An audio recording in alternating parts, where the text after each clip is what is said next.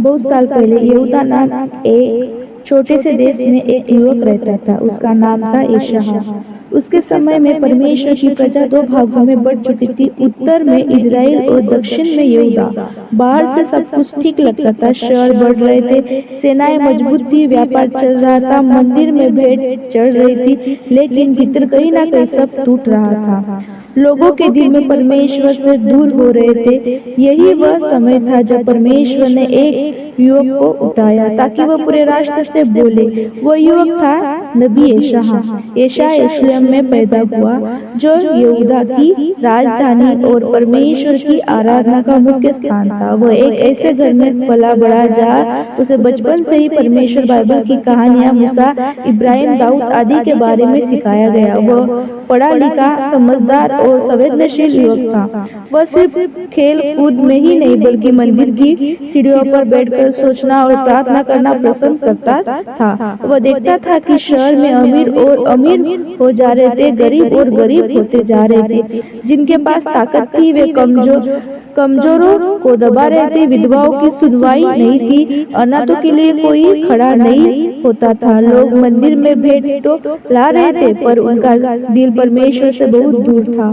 उस समय का बड़ा साम्राज्य अश्शूर भी आसपास के देशों में चढ़ाई कर रहा था और लोग डर से भरे थे। उस समय यहूदा में राजा उजिय्याह राज करता था। शुरू में वह परमेश्वर का डर मानने वाला राजा था, इसलिए परमेश्वर उसे सफल किया। देश मजबूत हुआ, दीवारें बनाई गई, सेना बढ़ी, लेकिन समय के साथ उसके दिल में घमंड आ गया। वो सोचने लगा कि जो काम सिर्फ याजकों के लिए है वह भी वह कर सकता है। एक दिन वह मंदिर के भीतर गया। वह स्वयं धूप जलाने लगा। यह परमेश्वर की आज्ञा के खिलाफ था। नतीजा यह हुआ कि वो कोढ़ी हो गया और उसकी मृत्यु अपमान के बीच हुई। यशायाह के लिए यह एक गहरा सबक था कि अगर राजा भी परमेश्वर की आज्ञा तोड़ दे तो वो नहीं बच सकता। इसी समय के आसपास यशायाह के जीवन का सबसे बड़ा मोड़ आया। एक दिन वह मंदिर में था, वहाँ शायद शांति थी, धूप की खुशबू और हल्की रोशनी चारों ओर फैली थी। उसका मन अपने देश के भविष्य के लिए भारी था। वो सोच रहा था, लोग कहाँ जा रहे हैं, यहूदा का क्या होगा। तभी उसने ऐसा दर्शन देखा जिसने उसकी जिंदगी बदल दी। बाइबल में यशायाह 6 में लिखा है, जिस वर्ष उजिय्याह राजा मरा, मैंने प्रभु को देखा जो ऊंचे और उभर हुए सिंहासन पर बैठा था और उसका वस्त्र मंदिर को भर रहा था। सिंहासन ऊंचा था, महान था और परमेश्वर की महिमा में मंदिर भर गया था। सिंहासन के चारों ओर सेराफ नाम के स्वर्गदूत थे, जिनके 6 पंख थे। 2 से वो अपना मुंह ढकते थे, 2 से पाँव और 2 से उड़ते थे। वे आपस में पुकार रहे थे कि पवित्र पवित्र पवित्र है सेनाओं का यहोवा, सारी पृथ्वी उसकी महिमा से परिपूर्ण है। उनकी आवाज में मंदिर की चौखटें कांप उठी और चारों ओर धुआं भर गया।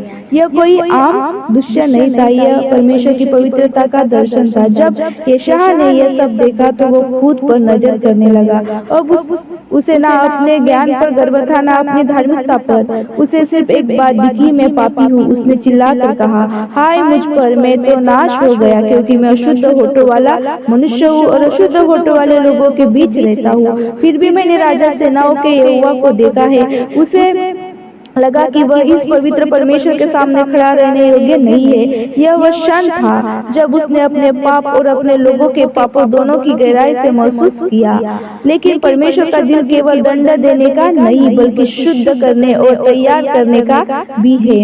एक सेराफ वेदी से जलता हुआ कोयला लेकर उड़ा और यशायाह के होठों को छुआ और कहा, देख यह तेरे होठों को छू गया, तेरी अधर्मता दूर हो गई और तेरा पाप प्रायश्चित हो गया। यह एक प्रतीक था, परमेश्वर स्वयं पाप को दूर करता था, वह मनुष्य को तैयार करता है। शायद वह स्पर्श दर्दनाक रहा हो, लेकिन उसके बाद यशायाह के दिल से भय चला गया और उसके साथ पर एक नया साहस आया। फिर यशायाह ने एक आवाज सुनी, परमेश्वर पूछ रहा था कि किसे भेजूं और हमारे लिए कौन जाएगा। ये जैसे स्वर्ग से निकली हुई पुकार थी, कौन जाएगा, कौन सच बोलेगा, कौन उस प्रजा के पास जाएगा जो सुनना नहीं चाहती। अब तक डर में दबा हुआ युवक तुरंत बोल उठा, मैं यहाँ हूँ, मुझे भेज। यही पल था जब यशायाह के एक साधारण लड़के से परमेश्वर का नबी बन गया। लेकिन यह बुलाहट आसान नहीं थी। परमेश्वर ने उसे बता दिया कि लोग सुनेंगे लेकिन समझेंगे नहीं, देखेंगे पर पहचानेंगे नहीं। उनके दिल कठोर हो गए थे, फिर भी उसे जाना था, क्योंकि उनका काम मन को बदलना नहीं, परमेश्वर का संदेश देना था। इसके बाद यशायाह ने अपनी सेवकाई शुरू की। वह सिर्फ राजाओं के दरबार में नहीं बल्कि गलियों, बाजार और मंदिर के आंगन में भी बोलता था। वह कहता था, सिर्फ भेंट चढ़ाने से कुछ नहीं होगा अगर तुम्हारे दिल बदलता नहीं। परमेश्वर चाहता है कि तुम बुरा करना छोड़ दो, अच्छा करना सीखो, न्याय को ढूंढो, सताए हुए का न्याय करो, अनाथों का पक्ष लो, विधवा का मुकदमा लड़ो। वह बेबाक होकर कहता था कि अगर तुम गरीबों को लूटते हो, रिश्वत लेते हो, झूठे तराजू को मापते हो और फिर सोचते हो कि मंदिर में बलि चढ़ाकर सब ठीक हो जाएगा,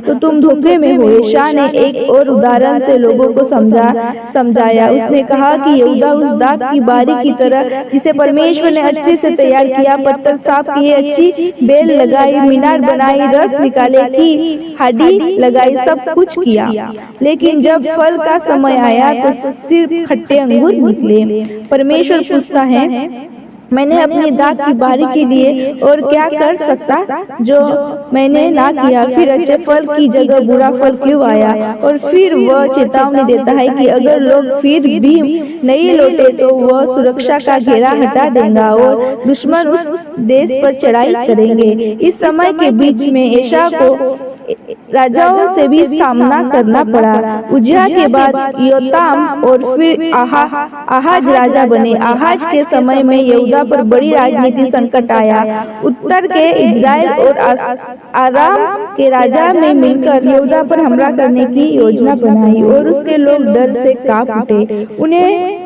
लगा कि जब राजा खत्म हो जाएगा तभी परमेश्वर ने यशायाह को भेजा कि वह आहाज से बोले, मत डर, शांत हो जा, इन दो देशों से मत घबरा। परमेश्वर ने राजा को यह प्रस्ताव दिया कि कोई चिन्ह मांग ले ताकि विश्वास मजबूत हो, लेकिन आहाज ने ऊपर से धार्मिक बात कहकर मना कर दिया। मैं प्रभु को परखूंगा नहीं। हकीकत में उसके दिल में विश्वास नहीं था, वह पहले से ही इंसानी सहायता की सोच चुका था। तभी भी परमेश्वर ने अपनी ओर से एक चिन्ह दिया। यशायाह ने कहा, देखो, एक कुंवारी गर्भवती होंगी और पुत्र जनेंगी और उसका नाम इम्मानुएल होगा, जिसका अर्थ है परमेश्वर हमारे साथ है।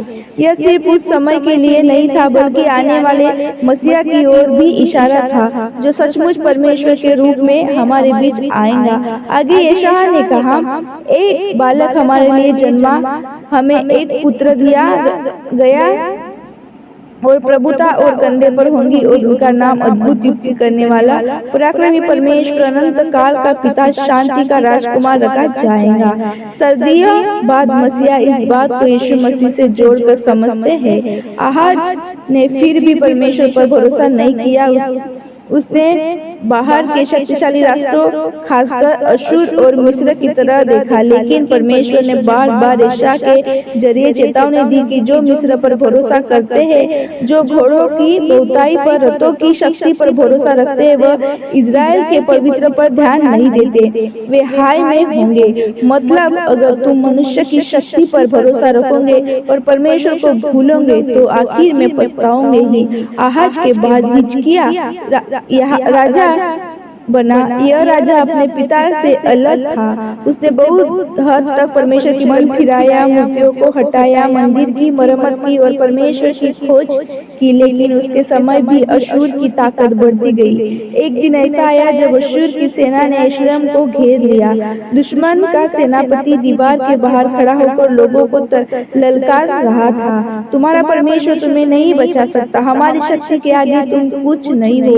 लोग डर गए। हिजकिय्याह का दिल भी कांपा, लेकिन इस बार उसने वही किया जो हमें भी करना चाहिए। वह परमेश्वर के सामने गया, अपने वस्त्र फाड़े, मंदिर में गया और रोकर प्रार्थना की और यशायाह के पास संदेश भेजा, नबी हमारे लिए प्रार्थना करो। यशायाह ने प्रभु से मार्गदर्शन मांगा और उत्तर मिला, मत डर, इस राजा यरूशलेम में प्रवेश नहीं करेगा, ना यहाँ तीर चलाएंगे। मैं इस नगर की रक्षा करूंगा। वो उस रात एक चमत्कार हुआ। परमेश्वर के दूत ने दुश्मन की सेना पर हमला किया और सुबह तक उसने बहुत से सैनिक मर चुके थे। अशूर का राजा मुंह मोड़कर लौट गया। इस बात से यहूदी के लोगों ने देखा कि परमेश्वर सचमुच इतिहास पर, सेनाओं पर, लोग और राष्ट्रों पर प्रभुता रखता है। हिजकिय्याह के साथ एक और घटना हुई। वह गंभीर रूप से बीमार पड़ गया और यशायाह ने उसे परमेश्वर की ओर से संदेश दिया, तू मरने वाला है, अपना घर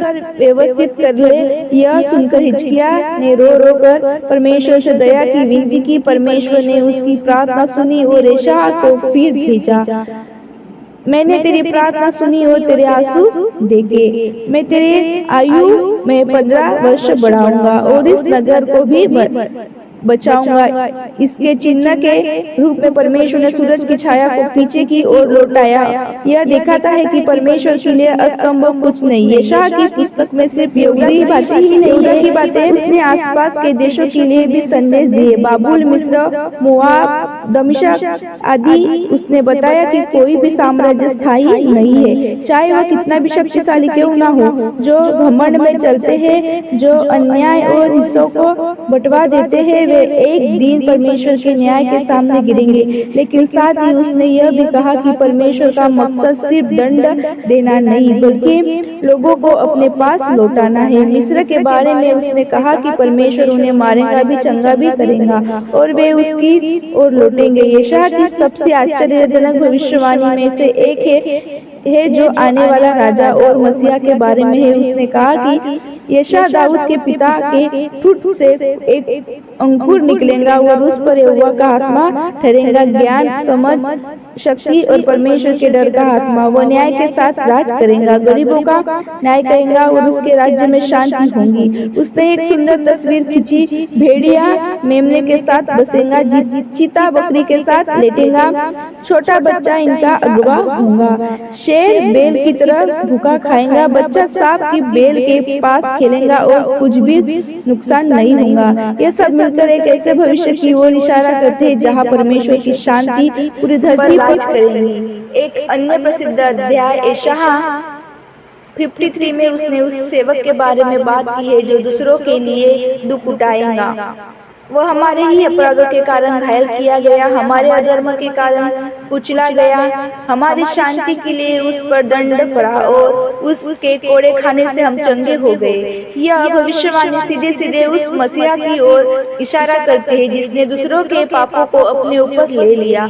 मसीहा विश्वास में यह यीशु मसीह के क्रूस पर मृत्यु से जुड़ती है। फिर भी यशायाह की किताब सिर्फ दुख और न्याय की बातें नहीं करती, उसमें गहरा सांत्वना का संदेश भी है। बाद में अध्यायों में जब वह उस भविष्य की बात करता है जब इजराइल के लोग बदवाई में होंगे, वह पहले से ही उन्हें दिलासा के शब्द देता है, शांति दो, मेरी प्रजा को शांति दो, उसकी सेवा पूरी हुई, उसका अधर्म क्षमा हुआ। वो परमेश्वर को एक चरवाहा के रूप में दिखाता है जो अपने मेमनों को बारे में उठाकर अपनी छाती से लगा लेता है और वो कहता है, जब तू जल में होकर गुजरेगा मैं तेरे साथ रहूंगा और नदियों में से होकर चलेगा तो वे तुझ पर ना बहेंगे। जब तू आग में चलेगा तू ना जलेगा। वह वचन सिर्फ उस समय के यहूदियों के लिए नहीं बल्कि आज हर उस इंसान के लिए सांत्वना है जो कठिन समय से गुजर रहा है। यशायाह ने एक अद्भुत भविष्य की ओर भी संकेत किया। देख, मैं एक नया आकाश और नई पृथ्वी की सृष्टि करूंगा। वह एक नए यरूशलेम की बात करता है जहाँ आंसू नहीं होंगे, समय से पहले मृत्यु नहीं होगी, अन्याय नहीं होगा। वह रेगिस्तान के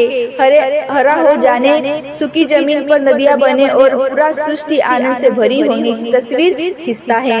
वह कहता है कि एक दिन ऐसा आएगा जब राष्ट्र राष्ट्र के खिलाफ तलवार नहीं उठाएंगे, अपने हथियारों को खेतों के अंजीरों औजारों में बदल देंगे और फिर युद्ध सीखेंगे ही नहीं। यह सब मिलकर एक ऐसे भविष्य की झलक देते हैं जहाँ परमेश्वर के राज्य पूरी तरह प्रकट होगा। यशायाह की सेवकाई आसान नहीं थी। लोग हमेशा सच सुनना नहीं चाहते। कुछ लोग नबियों से कहते थे, हमें मीठी बातें बता, हमें सच्चाई मत सुना, हमें धोखे वाली शांति ही अच्छी लगती है। झूठे नबी अपने मन की बातें करते थे और लोगों को सुहावने सपने दिखाते थे। फिर भी यशायाह ने पीछे हटना नहीं सीखा। कभी कभी परमेश्वर उसे ऐसे काम भी करने को कहता था जो मनुष्य की दृष्टि में अजीब लगे, जैसे नंगे पांव और साधारण वस्त्र में कई साल तक चलना ताकि मिस्र और क्रूस पर आने वाले अपमान को चिन्ह भी, लेकिन उसने इस सबसे बीच में परमेश्वर की आज्ञा मानी। उसका जीवन हमें यह सिखाता है कि परमेश्वर के बुलावे पर चलना कभी कभी लोगों की नजर में अजीब